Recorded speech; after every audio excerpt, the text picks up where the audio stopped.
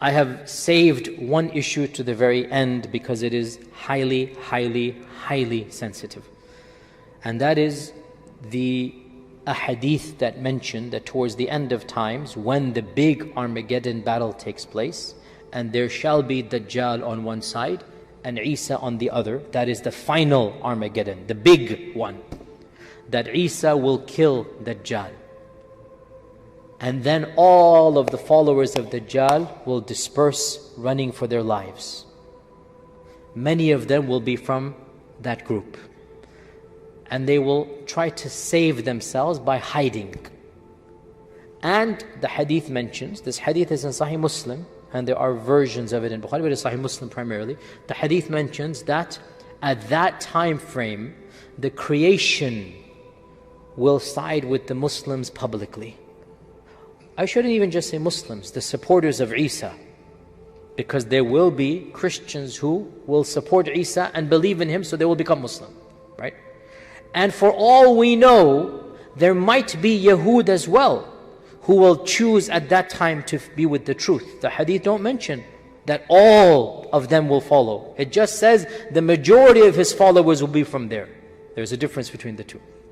So, the hadith mentions that every tree and every rock will say to the believer, come, there is that person behind. Come, and he is hiding. So that there is no use to hide.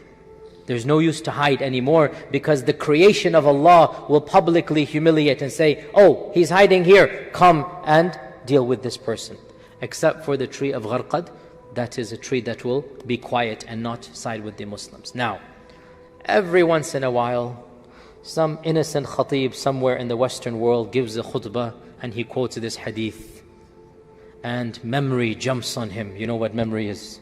If you don't, then alhamdulillah for you. Or Fox News jumps on him. Or Pamela Geller jumps on him and takes this small clip and goes viral with it. And says, oh, this is an anti-Semite and he is calling for the destruction and he is Hitler version 2.73 and he is this and that. Bring him back again, right? So it becomes problematic to quote our own tradition because accusations of anti-Semitism come. And a few years ago, there was a University of California would host the MSA, uploaded all of the books of hadith. Once upon a time, if you ever did a Google about hadith, the first one would be the University of California. One of the MSA brothers, he uploaded all of the hadith collections, and it was a great resource. Obviously, these guys found it, and they found these ahadith in Sahih Muslim. And they said the university is anti-Semite, or it is hosting anti-Semites. It's hosting Sahih Bukhari, Sahih Muslim, right? So the university, it was a big scandal. The university had to get involved. The MSA had to edit and censor Sahih Muslim. Sahih Muslim had to cut a hadith if they wanted to host, and eventually the whole thing was pulled. There is no longer the hadith collection on their website. It's gone. It's gone. So this raises a very difficult topic. Are these ahadith anti-Semitic? The response, I think, is very clear, and that is that first and foremost, as a matter of principle, these are traditions that are found in books authored 1,000 years ago, 1,200 years ago, books of hadith. Censorship doesn't make any sense. Are you, O people who are criticizing a book in the past, going to censor your own books and not teach them when they have misogyny, when they have race issues, when they have issues that might be politically incorrect? There is hardly a classical book, hardly, except that there are phrases or notions. Even Shakespeare has anti-Semitism. Read The Merchant of Venice. It is a purely anti-Semitic tract. Are you going to ban The Merchant of Venice? Are you going to stop it and strip it from being sold? Are you going to take it and make it non-available? The hypocrisy is ludicrous. You don't go back and sanitize history just because you don't like it. Even if you don't like it, it needs to be taught and explained and clarified. That is a matter of principle. That is what liberalism stands on. And when it comes to every faith other than Islam, they uphold it. When it comes to Islam, we see the double standards. That's the first point. Second point, the accusations of anti-Semitism need to be addressed head-on. They need to be addressed head on. And we need to stop being so defensive. Let us be frank and honest here. Study history, O Muslims. Be educated. Anti-Semitism is a European phenomenon. It's not a Muslim phenomenon. It never existed in Muslim lands up until 1947. Anti-Semitism is something that began in Europe by Christians, and it was prevalent throughout their history, and it is still around to this day. Muslims were never anti-Semitic. Yes, it is true. Sharia has Ahli Kitab and Muslim. But Ahli Kitab includes who? Christians and Jews, and there's a slightly different Sharia. It's not anti-Semitism. Historically speaking, Muslims and Jews historically had much more in common, and they would always bind together against the one who would persecute them, and that is the Afranj, the Rum, the Franks, the Christians. Historically, Muslims and Jews had a much stronger relationship than Muslims and Christians and Jews and Christians. Historically speaking, without exaggeration, the greatest minds of the Jewish tradition, pre-modernity, all of them are found in Muslim lands. All of them. Starting from Baghdad and ancient Iran and Andalus and Egypt, you have the greatest minds coming, including Shabtai Tzvi in Ottoman lands. They could not do what they did in Muslim lands. They could not do it in Europe. Every time the Christians persecuted the Jews, Muslims opened their doors. The last time, 1492, when the Muslims were expelled from Granada, the Sultan of the Ottoman land said, "You Europeans are fools. The Jews are intelligent people. They're useful. Why don't you come?" And he invited all of them en masse to come and live in Muslim lands.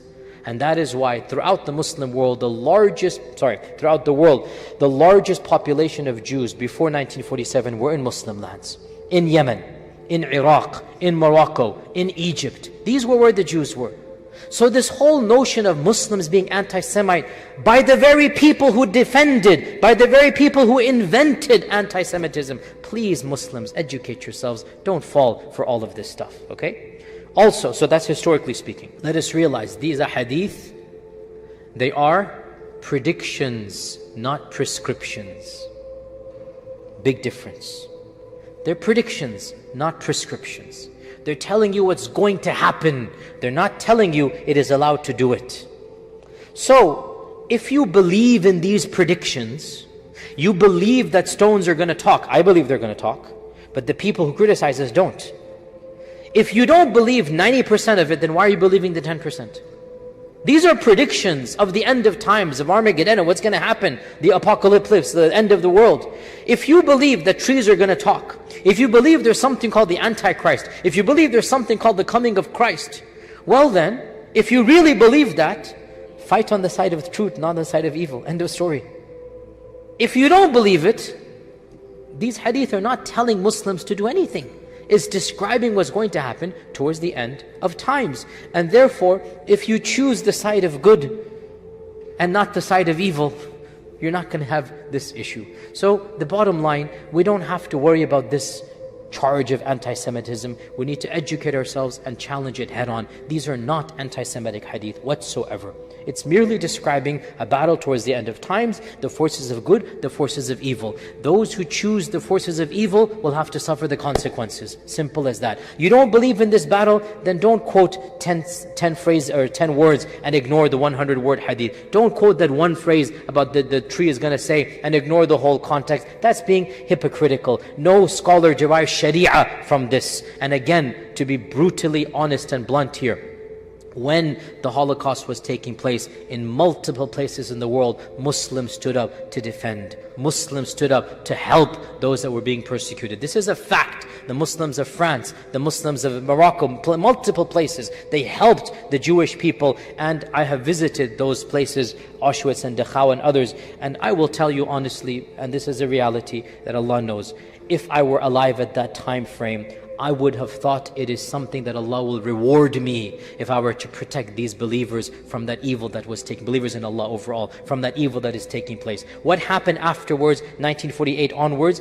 is not related to what happened before. If you were alive in 1940, you saw what is happening to this persecuted race, men, women and children being killed indiscriminately, it would be a part of our iman to protect the innocent from this evil force of Nazi Hitlerism. And that's something that I firmly believe, whether you agree or not, is besides the point. The point being, we need to challenge this notion of anti-Semitism. It is not anti-Semitic. These ahadith are predicting the future, not prescribing law right now. Law tells us we protect minorities. That's what law tells us. Even in an ideal Islamic state, history proves that we protected those minorities. History proves that they flourished, the Yahud flourished under the lands of Islam like they did not flourish until the advent of modernity in Europe. They were not allowed to do what they were in Muslim lands. So we deny this accusation of anti-Semitism from its complete, as we said, number one, the issue of hypocrisy and double standards. Number two, historically speaking, where did anti-Semitism come from? Number three, the Muslims and the Jews and the relationship. Number four, these ahadith are descriptions of the future, predictions, and not what? Prescriptions, not prescribing what is to be done. So there is no anti-Semitism whatsoever, and we Muslims cannot be anti-Semites because our Prophet ﷺ was a Semite, Ibrahim was a Semite, the majority of Semites are Muslims. How can Muslims be anti-Semites? Yes, we can be anti-Zionists, and we are anti-Zionists, but we are not people who hate Jews and Christians. No. There's a difference between Judaism and Zionism. Muslims, be careful. Never criticize Judaism en masse unless it's theology. We can criticize aspects of theology. Jews, there are good and bad people amongst them. Christians, good and bad. Zionism as a movement, you have Christian Zionists, as we explained. You have Jewish Zionists. You have atheist Zionists. And we criticize Zionists, but not people of other faith traditions. They're Ahl Kitab. With that, time is up, inshaAllah ta'ala.